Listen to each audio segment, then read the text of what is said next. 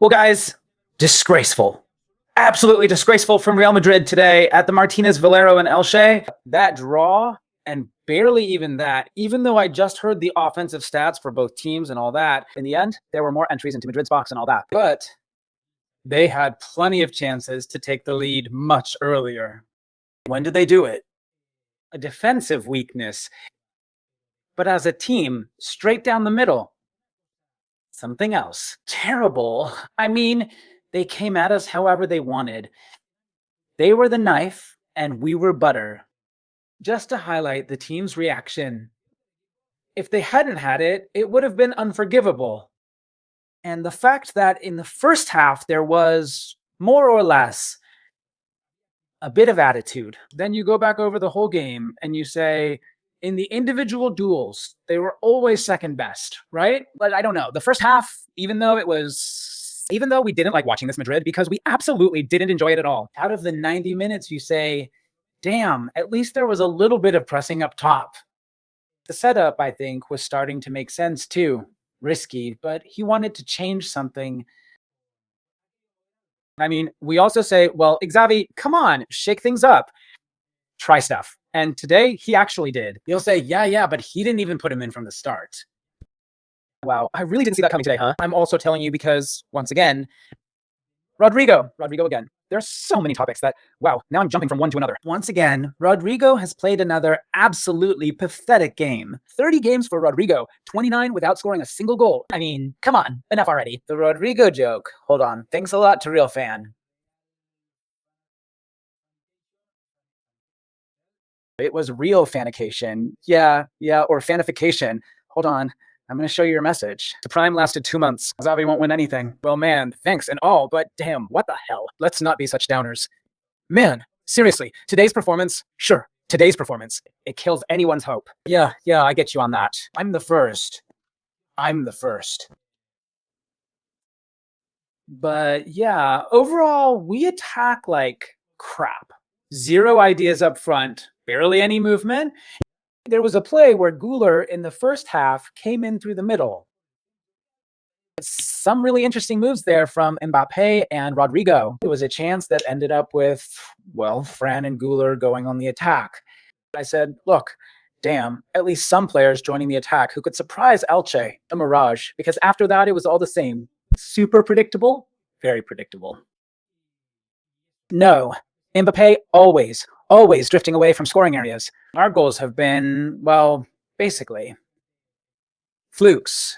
I thought they were going to call off the second one because there was contact with Iñaki Peña, but it's definitely not a foul. I mean, now they'll start saying that an early foul is just a totally normal collision. In fact, Iñaki Peña just got interviewed and said it's all part of the game and stuff. But of course, the guy's just trying to defend. There's Xavi. Hold on. Let's Real Madrid live. Here we are. But it's just that I'm seeing it way earlier. Xavi has already shown up on my app, and I think we're about to see it any second now. I think we're going to be able to see it, but damn, it's really delayed. The signal that I have. Come on, hang on, man. Can you believe it? Hold on. Let's listen to Xavi, damn it, while I fix the problem. Good evening. Well, it's soccer, you know. After a good run, now we've got some results that aren't what we wanted, but we still know exactly what we want. We just have to keep moving forward. We're obviously not happy because we always want to win. And whenever we don't, we just can't be happy about it. But now, with plenty of games left before the end of the year, we need to start focusing on the next one and analyzing what we did today. Ronaldo, hey Xavi, how's it going? All good. Fernando Burgos Live has dropped out. He hasn't dropped out. The team's still competing. We know that the context of each game is different. And right now, it's clear that the result and the play can be improved. We're aware, we're self-critical, but the plan is clear. The team and the spirit are still strong. And in the face of adversity is when we have to respond. This is Madrid. We know that every result that doesn't go our way brings criticism, and we live with it. And we want to get better. Hi, how's it going? Javier Heraz from Cadena SER. I wanted to ask about the connection between the coach and the players. Do you see the same connection as at the start, or do you think that connection between the coach and the players has weakened? The connection keeps getting better because we have more and more time together, more interaction. We know each other better. We're all in the same boat. We're all heading in the same direction. We celebrate the wins. We suffer like today, and we're not happy. When we don't get the win, the connection is still good. The day-to-day is good. Now we need to turn this moment around a bit. And we have the chance starting in Athens. How's it going? Xavi Martin from K10. I wanted to ask you about Fran Garcia. What were you trying to do by putting him in a position that's not usual for him? Well, it actually is a usual position.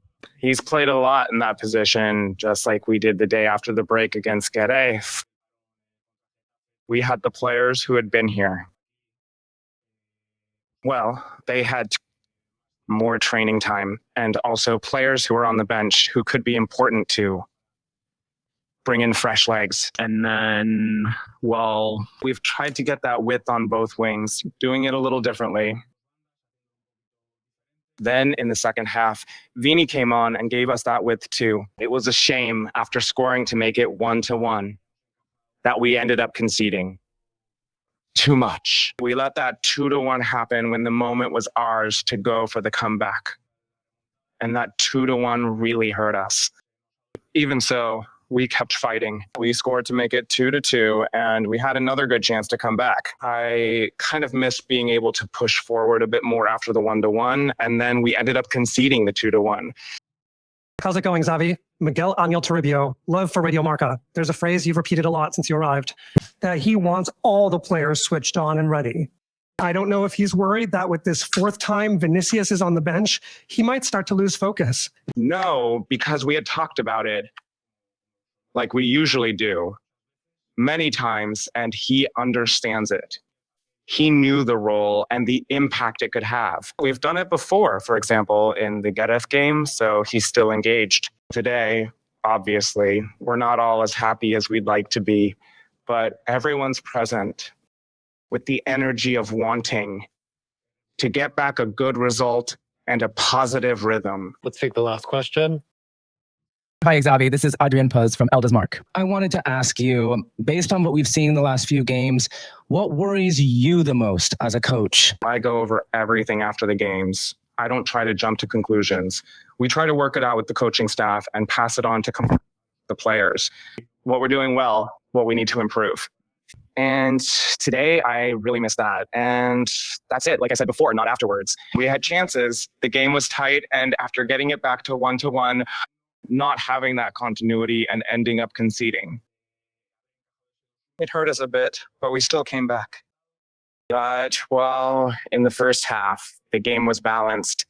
We had a few chances. We were working to get ahead, even though we didn't manage to. The team has never, ever given up. All right, thanks a lot. Thank you very much. Well, so that's it. Oh my gosh, that was so short and so bland, right? And look, I mean, I admire Xavi and all, but lately it's just been about the press conference. Well, at the press conference and on the field, of course, I mean, oh my God. By the way, Phoebus and Alvaro Rodriguez, I mean, two former Madrid players, and of course, when they play against Madrid, that's a given. But sometimes complaining is just being way too much of a victim, right? The kids, what are they gonna do? They play against Madrid. They want to show their best. And that's it. They do it, and that's all. In fact, Alvaro Rodriguez, man, didn't even celebrate it. He pulled off an incredible play. Anyway, really poor tracking back by the Real Madrid players. And Asensio was in that defensive role on Alvaro Rodriguez's goal. In that defensive role, very, very much so. Really thankless. You're running backwards. And it's true that at some point you can go in on the player. But of course, you're kind of at a disadvantage because if you don't take the ball away from him, he's left all alone and that's it. Well, you go in there kind of. The crazy thing is the ones who are with him, no, they just can't stop a guy like Alvaro Rodriguez, who's not exactly the fastest in the world. He's a good striker, tall, a finisher and all that, but to have that much time to think, so much time and able to wind up his leg without any kind of trouble. I mean, we've had Mbappé in similar situations, Mbappé, Vinicius, and all that, and 2 or 3 players on them. This is how you've got to defend these guys one-on-one. A player who's out there all alone against the world. Man, Alvaro Rodriguez was out there all alone against the world and still scored on us, dude.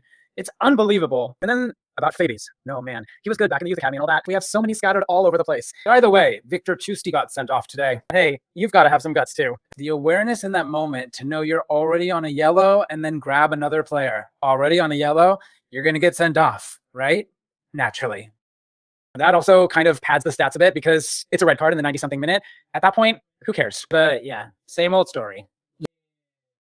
Yeah, so that Victor Chust, what's this Fabez guy's name? Alvaro Rodriguez. Not sure if there was anyone else. Well, Redondo's kid, Iñaki Peña, that's already Barca territory. Hector Ford, what Elche had going on was something else, man. Whenever there's a Madrid Barca, it's pretty interesting. But you've got to say something really good about Elche. You got to say something really good about Elche. The team they've got, the guts they put into it, how much they want to play football. How they push up to find you. How they keep the ball and it doesn't scare them. The game they put on for you, man. The game they put on for you. Seriously. We were saying it during the week. Eder Sarabia, a coach who's all laughs and jokes because he was with CCN in that circus. Barca with that 8-2 against Bayern and that pandemic season, but watch out. Careful, because this coach, who's super intense, just picked up another yellow card, but he's got some interesting ideas and his team plays well. And whenever Madrid faces a well-organized team, man, we really suffer. It's really, really pathetic. Elche had 2 or 3 chances in the first half. The first one came in the 17th minute. A first really good chance from a defensive error. Elche's first 2 or 3 chances came from defensive mistakes and other errors. Our own mistakes, not just silly giveaways, but also I'm remembering that one from Andre Silva where he plays the ball back, but it ends up going to Hausen. Hausen battling with Rafa Mir and being really, really soft in the physical duel. So soft, man, way too soft. Can't be. Well, I know you guys have been asking for Ingrid here, and I think Enric has done some warm-up exercises, but in the end, no, he didn't think he should go in. Today, Gonzalo finally came on around the 62nd minute, trying to make something happen there with those crosses into the box, Trenta's deliveries. Alexander-Arnold has me absolutely baffled because this kid seems to me like a player with a really good right foot. Amazing crosses and all that. In fact, he's a huge weapon. That one never stops. To be able to, well, of course, if you've got forwards up front who can finish, right? And when Gonzalo was there, well, he's put in some good crosses, but then he's too soft. 30, Alexander-Arnold, really soft. Thanks a lot to Jose Antonio Lopez here. Arnold is a total pushover against players who just stroll around. That's what I was going to say. Arnold is soft, a total liability, defends horribly. And then on top of that, the ones coming in as subs. In Gonzalo's case, first header attempt, I think he misjudged it. But hey, what can we expect from the kid who's only played 5 or 10 minutes or less in a bunch of games? And today, comes in with 30? Well, so he can fix the problem. Well, I think he pretty much did his job, which was to be there in the box. Yeah, a bit. Packing the box? No, I mean, that's these players' job to pack the box. But of course, if you're playing a different way, and then you expect this kid to save the game for you, well, it's going to go bad because the whole thing's doomed from the start. No, everything's doomed from the start. You have to pay for someone to read you, says Marcial Miranda here. No, you don't have to pay to get read because I'm actually reading you right now. You haven't paid me, but there's this rule on YouTube. Well, usually super chats get shown on screen and they usually get a thank you. I mean, if you wouldn't do it, then you'd just do something else. Tell me, let's see what we can do. Valverde played, says Byron. Not here, Valverde too. Well, coming on as a sub, of course, Valverde. Valverde too, really bad. Honestly, nobody played well except Asensio. But on Alvaro Rodriguez's goal, I think he's not in the right spot. And Yeah, it's a tough job for the defender, having to backpedal and all that. It's tough. It's tough. Says Jorge Ramirez here. Thanks. My friend says they can't even win by cheating. They're disgusting. Thanks, but for what? What do you mean by stealing, dude? It's just insane. But, I mean, today's when they got robbed.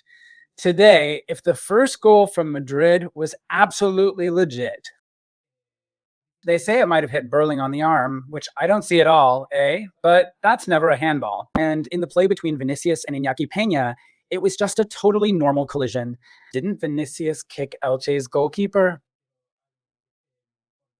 No, I don't know. I don't know where you're seeing that. We'll leave the stealing to the referees. They paid off the CTA vice president for over 20 years. By the way, today, Florentino, shame. The players didn't finish the job. Today, Florentino was at the assembly, and we covered it here on this channel. With the 2 previous videos, he was on fire. Said exactly what he needed to say. Too bad we totally screwed it up later tonight. Carreras collided with Carreras. I don't know what Xavi was trying to do. Look, it's not that weird. Had they ever played like that before? I think Fran played wider and made runs. In fact, they asked Xabi Alonso if that was Fran's position. He's a beast, Jorge. Thanks. But seriously, man, Well, it's just that these people call anything a robbery. So, Look, better we don't answer, but thanks. Anyway, you're leaving your cash there. I appreciate it. I don't know. I don't know if Elche really deserved to win, eh? Jonathan Perez says here, Elche totally deserved to win. I don't agree, even though Madrid's game was embarrassing, but I don't have the stats here, but I heard them before going live.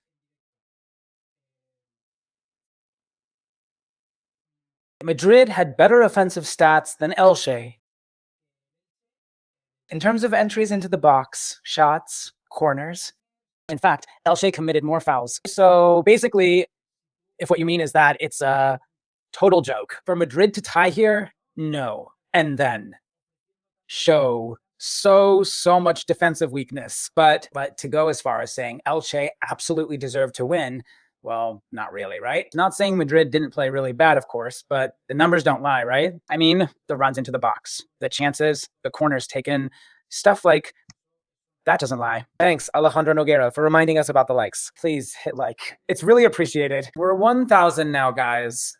I get that you're really pissed off. Me too. Me too. Today I was hoping things would change a bit, and I insist. In the first half, I saw a team that had to figure out a different setup again. But hey, they'd already done it with Xabi Alonso. I think in the first few minutes, there was good pressure up front, good tracking back. We weren't very sharp, a bit sloppy with some passes. Their chances came from mistakes by Real Madrid players. Hausen, Carreras. But I think overall, the game was fun because it was kind of back and forth. The team was doing well. I mean, when we lost the ball, they'd go after it fast and all together to win it back. That's pretty much what the coach asks for, to close the gaps between the lines and move up together. In that sense, I was really liking Madrid. And then, on top of that, chances were being created too. Not just by Elche, but by Madrid as well. I insist. It was bad because we're Real Madrid, and this can't happen against Elche. But at least it wasn't a disaster like in Vallecas. I mean, it wasn't like we didn't know what we were playing for, losing absolutely every single duel. Let's see. Look, here Anna King says, look, for example, I don't know if this stat is real. I guess I'll trust you, Anna King. Why not? I have no way to check it. He deserved to win. He says, expected goals. 1.67 for Elche to 3.33 for Real Madrid. Sure, that's why I'm saying the stats don't usually lie. I didn't give that stat. I just gave the ones about getting into the box and shots and stuff. Well, I didn't give them. I just said Madrid had come out on top in those areas. But of course, on top of that, this guy stands out even more. So let's not get too carried away. I mean, Elche played a great game, but there should be a big difference between the two teams. And there wasn't. And when you when they beat you in drive and in winning duels and stuff, it's only natural that everything evens out. Someone here says, look, for the idiot who earlier told me that if they don't pay me, I don't read. Jason Gonzalez says here, double wing back, no number 9. Right, that's the point, isn't it? That's kind of the big talking point for a lot of us who say Madrid should play with someone crashing the box.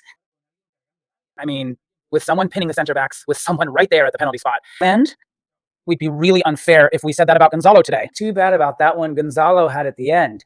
My God, that miss was at an open goal because he just wasn't in the right position. It would have been great if the kid had scored the third, because we're not going to say that if he had, we'd have all the reasons to claim Gonzalo has to play. In the same way, I hope people don't pile on based on Gonzalo's performance today, who hasn't really done much either. So let's say, you see, Gonzalo's no good. No, he's just no good, Gonzalo. No. Look, someone here is asking for Endrick. Of course, Endrick deserves a chance. What's crazy is that Rodrigo gets it, and he never does anything. And Endrick, who to me might be just a bit more comparable. He might be a little more similar to Rodrigo than to Gonzalo. Because for me, Gonzalo is very different from Endrick. I mean, just no. Gonzalo, Endrick doesn't forgive. I mean, Gonzalo is Gonzalo. He's a finisher. Endrick is too, but he needs more space in front of him. He's a different type of player. He can start out on the right. That's a different story. I think they can play together perfectly. Today they got more time out there, also because the game was going the way it was. Otherwise, maybe we wouldn't have seen them, right? And we're back to the same old story, which doesn't exactly inspire much optimism. Unfortunately, we are. Feeling a bit down, says Dame Danny Cast 8087. Don't you think Camavinga makes the team worse? It's not that. It's just that Camavinga's got me really confused, honestly. Sometimes it feels like he's a machine in certain game situations where when things open up, the game just breaks apart. The way he wins the ball, drives past, lines in, possession. It's like that style of game really suits him. Here comes the cavalry. But that's not reliable. Positionally, he's not reliable from the start. He's got me really confused. Really confused. Today, well, it's just that I've seen everyone doing so badly, man. Since I saw everyone looking so bad, says Carlos. Thanks, Danny, says Carlos. Hold on, I'm gonna put Carlos on. See that? Miguel is always the one writing. A lot of this is on the players. They have no clue. When Elche gets rattled and keeps passing and passing, they don't know how to position themselves, defend badly, and then just walk. The team's collective soccer IQ is really low. It's just that the whole positioning thing, was to attack Elche. Well, in the last few minutes, did you notice that Elche looked like Madrid? Like it was the tight Madrid, All things considered, by the 93rd to 94th minute, Elche was right there, attacking with complete calm. I mean, it was about moving the ball to always find the open man, finding the best option to shoot from outside the box, make the final pass or take a shot from outside. I mean, I insist, when it comes to calmly passing with quality, it looked like Madrid and we were way more lost. Yeah, I mean, it's unbelievable, but hey, that's how it is. Jorge Ramirez, Miguel, I used to admire you when you were on Bean Sports, but you're just a Madrid fan. Well, thanks for your donation. Well, who do you want me to be a fan of? I mean, if my Madrid channel has been around for 4 years, who do you want me to be a fan of? And you admired me back when I was at Bean Sports because they made me keep quiet about a lot of things, that's for sure. Anyway, if you admired me on Bean Sports, does that mean my work as a journalist? In theory, being objective, a bit more restrained, I did well. If you don't like this role of mine, then you've tuned into the wrong channel, buddy. Anyway, hey, thanks a lot, really. Thanks a lot for the donation. Much appreciated. Damn, I never thought I'd get super chats giving me such a hard time. But it's happened. All right, hold on, Fran. I'm going to show this Fran what people used to say about Ancelotti, that he came across as not very hardworking, which doesn't seem the case now. This Madrid team now looks like they don't train at all. You know what, Fran? Oh, yeah, sure. In the end, you think that, right? But in the first half, the fact of pushing forward, dropping back well and all that is what I think the team really works on. The thing is, you barely ever see it. I mean, you see it for a bit and hey, Today we were lucky to see it because that game in Vallecas and at Anfield was something else. But man, pathetic, pathetic. And today you could see it a bit. At least today it showed. You could see something, but hey, I get you. I get what you're saying, man. I get what you're saying. Hey, Miguel, how's it going? Hold on. You. That's bad. Let's see. Yeah, look. Well, damn, man. There are just so many messages. Thanks a lot to all of you guys. But someone here is telling me something about the corners. He says you watch the corners and it's really bad. They say the team couldn't score off a corner to save their lives. Housing's goal didn't come from a corner, but it's true that with the big guys we've got, it's true that neither Nacho, nor Militao, nor Rudiger were playing, and those three are absolute beasts in the air. But, But yeah, Hassan, whatever, he's also good in the air. And, well, Mbappe, no. Mbappe couldn't head not even one of those balls, like a beach ball, right? Because he doesn't want to. No, I don't know why he won't do it, but it's true. It's a bit frustrating because nothing comes from corners either. I mean, set pieces are really important when a team is stuck. At least manage that because it can win you games. And the thing is, that's not working for us either, guys. It's just not working. Camavinga on Alvaro's goal is just jogging, right? Valverde is jogging too. Milton Periga, Valverde is just jogging too. Dude, it's really frustrating, huh? It's really frustrating. Thanks a lot to Omar Valbuena. Cheers. Thanks for your donation too. Carlos says, so he came and he did well? What a slacker. Well, I think Vini, damn, came in fired up, huh? The thing is that later on, he just wasn't sharp. But he gave it a shot. Damn. I mean, you don't usually say, hey, he came in strong and then did nothing. To me, it seems like he did well and came in with energy and all. Because, anyway. Well, one important thing, what Xavi said. So about the press conference, look, I was going to mention it. In the end, I forgot because I started talking about the ex-Madrid players who've scored against us. They asked him if the team has fallen apart. He says, thanks a lot, Argons. Thanks, Flopper. Hang on. Thanks a lot. Flopper schooling us, as always. It was fine to lose today, says Argons. Well, thanks a lot, man. And yeah, I read your comment. I agree with you, and Flopper is schooling everyone. And what about Xavi? It's just, look, with Xavi for now, guys, the thing is, tactically, we also need to give Xavi some heat because would you sign in December, Miguel? Well, January? Yeah. I mean, you'd sign someone? Yeah, because I don't think they're going to do it. They've never done it before. But I still don't know who.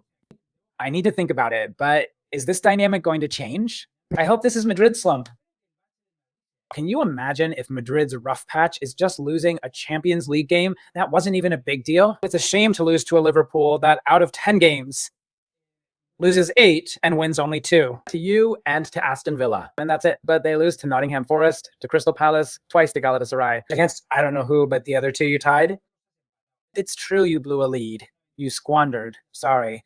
A 5-point lead you had over Barca, and now it's down to just 1. They've made up 4 points on you in just 2 matches. And after you beat those ref buyers, after you beat the Clasico. But hey, imagine they tell us, hey, this is the bad streak Madrid's going to have? Damn. Where do we sign, right? I mean, 2 games tied, looking a little pathetic, looking pretty pathetic, actually. But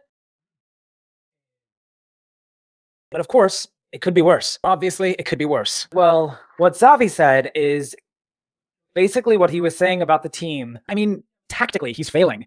It's undeniable. The thing is, he still has some leeway. Xavi just got started, so to speak, even though some people say he's starting to look like Benitez and like Lopetegui. I know.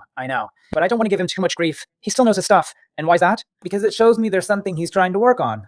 Because I see the team in the first half trying to do those things, says Fran here.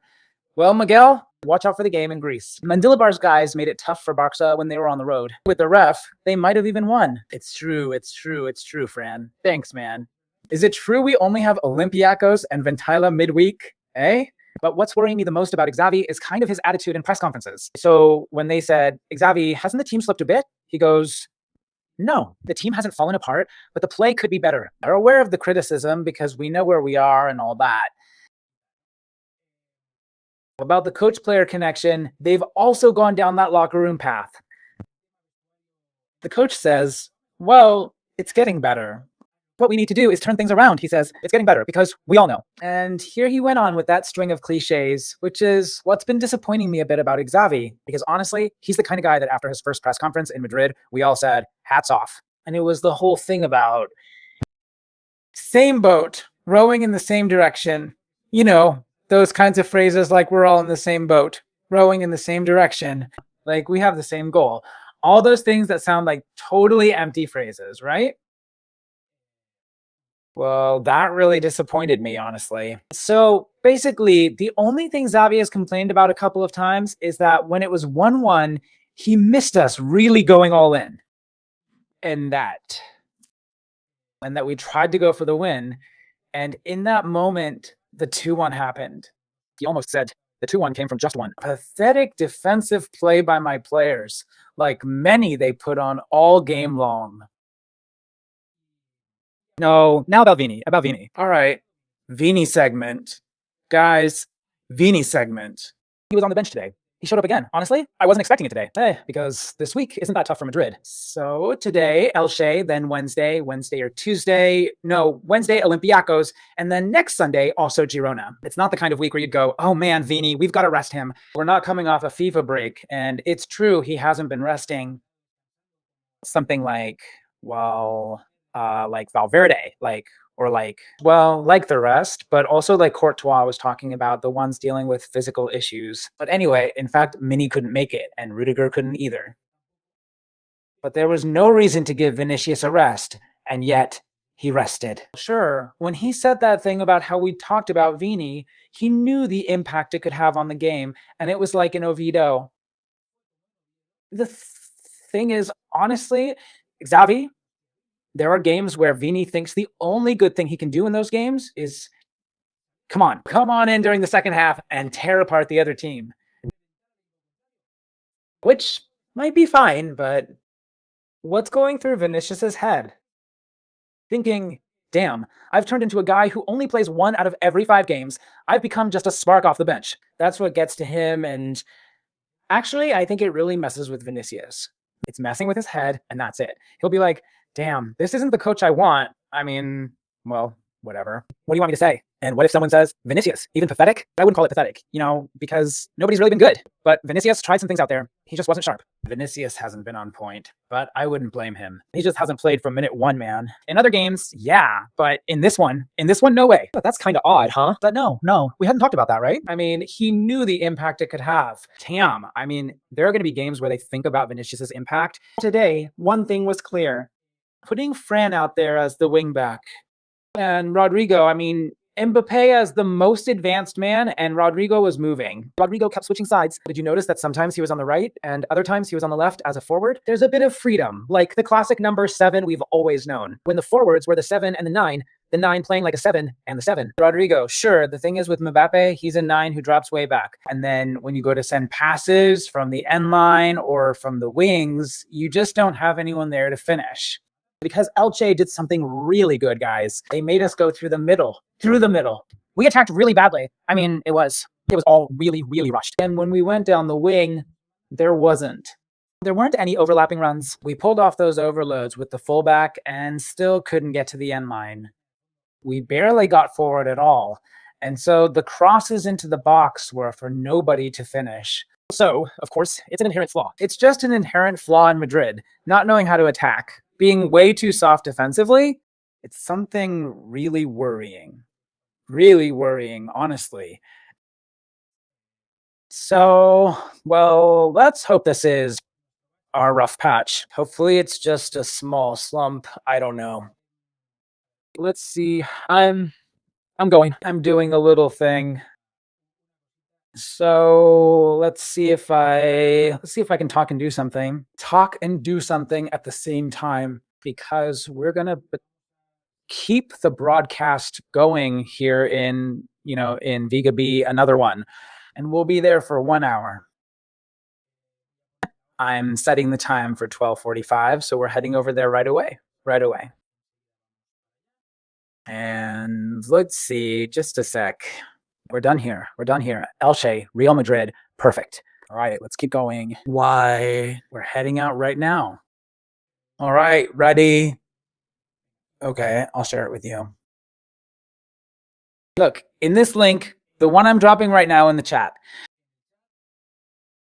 Look, by Bayan Melgar. Sum it all up in the sentence and back it all up. It's a good summary. It's not a good summary. Miguel, I'm with you. It's November, and there are always rough patches. The numbers are good, sure. The thing is, the good part is we've only lost this game against Liverpool and, well, the one against Atletico de Madrid. But what the hell? If this is the slump, right? Seriously, let this be the slump. Some people are asking in January for Victor Osimhen. Or Semen. He's at Galatasaray. No, I don't think he's leaving there, man. I don't think he's going to go. Galatasaray is a team that's got a shot, I think, in the Champions League. Didn't they just beat Liverpool recently or something? I don't think so. I'll show you here, guys. Check out this link. It's where we're heading now. Please, a big app. Copy and copy YY. Paste it in your browser too. There's a Vega app and we'll meet up there. Let's see if we can hit 100 there, man. We've got about another hour. We might get to see a bit of the game today. From Florentino's words. And talking about the assembly topic, I didn't want us to get into any of that in this stream, but we are going to talk about it in the big up one. And yeah, I'm inviting you. I'm inviting you guys to come hang out here with me again. There's the link. Copy it right now in the chat. Copy, paste, and I'll see you there. Thanks a lot, Fran. He's saying we'll see each other there. Thanks, man. You won't regret it because we have a great time there. Mostly, we have more freedom when it comes to showing football images we can use because it's not like YouTube where they cut your stream and stuff. All right, I'll drop the link again. You copy, paste, and we'll meet there now. Madrid, despite it all, guys, we haven't lost. At least we're still leading by 1 point over Arsenal. We squandered a 5-point lead. Now it's down to 4. All right, then. Come on. See you there in a sec, guys. On VGOB, there's the link. You copy and paste it. And we'll see each other there. Big hug to everyone. See you right now, okay? On the way back.